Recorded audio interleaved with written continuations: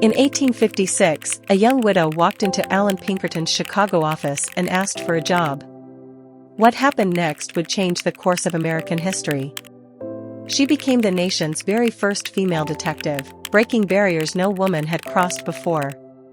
This is the story of Kate Warne, a woman who lived in shadows, stopped an assassination plot against Abraham Lincoln, and inspired generations of women detectives. Kate Warne was born in Erin, New York, in 1833.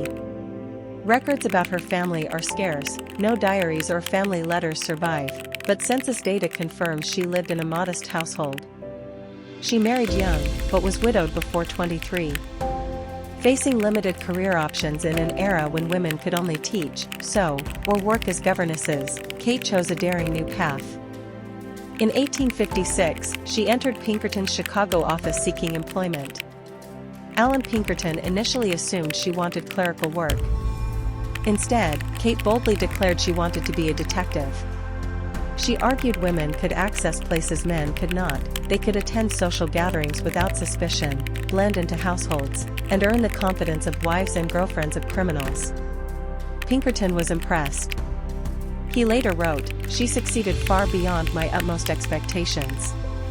She never let slip an opportunity of obtaining information." With that, Kate Warne became America's first female detective.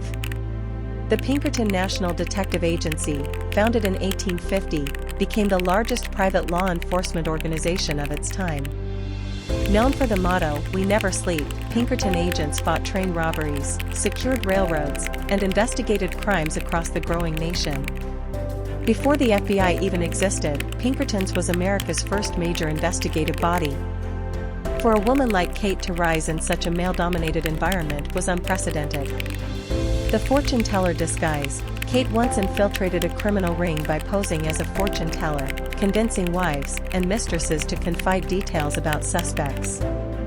Bank fraud investigations. She worked undercover in financial cases where her ability to appear as an elegant lady made her invisible to suspicion.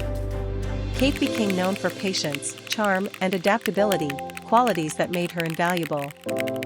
In 1861, Pinkerton agents uncovered a conspiracy to assassinate Abraham Lincoln as his train passed through Baltimore on the way to his inauguration. Kate was assigned to gather intelligence. Disguised as a Southern belle sympathetic to secession, she infiltrated secessionist circles and overheard critical details of the plan. On February 22, 1861, Pinkerton and Warne orchestrated Lincoln's secret escape. Kate personally accompanied him on the night train, disguised as his sister. Lincoln wore a soft felt hat and shawl to avoid recognition. Thanks to her, Lincoln arrived safely in Washington.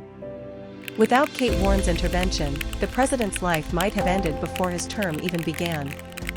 During the Civil War, the Pinkerton Agency worked directly with the Union Army's intelligence network. Warne managed female operatives in undercover work, training them in disguises, espionage, and message delivery.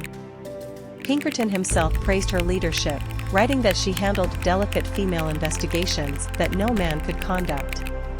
Contextual women of the era, Harriet Tubman, ran spy networks for the Union and led the Combahee River raid freeing 700 enslaved people.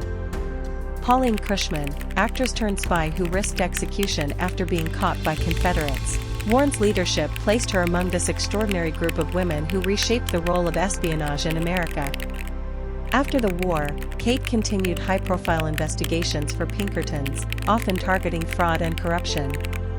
Tragically, her brilliant career was short-lived. On January 28, 1868, she died in Chicago at only 34 years old, reportedly from pneumonia.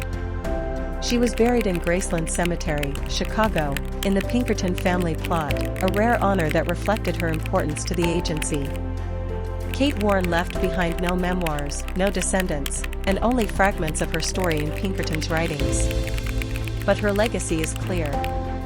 She shattered barriers in law enforcement, proved women's intelligence and courage in dangerous fields, and directly influenced the survival of one of America's greatest presidents. Today, she is remembered as the first woman to walk the path of the detective. Kate Warne lived only 34 years, but her courage reshaped American history. From disguises and espionage to saving Abraham Lincoln's life, she proved that women belonged on the front lines of justice. If you enjoyed this story of America's first female detective, subscribe to Chronistry, share this video with a friend who loves forgotten history, and tell me in the comments, which hidden figure should we cover next? Together, let's bring history's forgotten voices back into the light.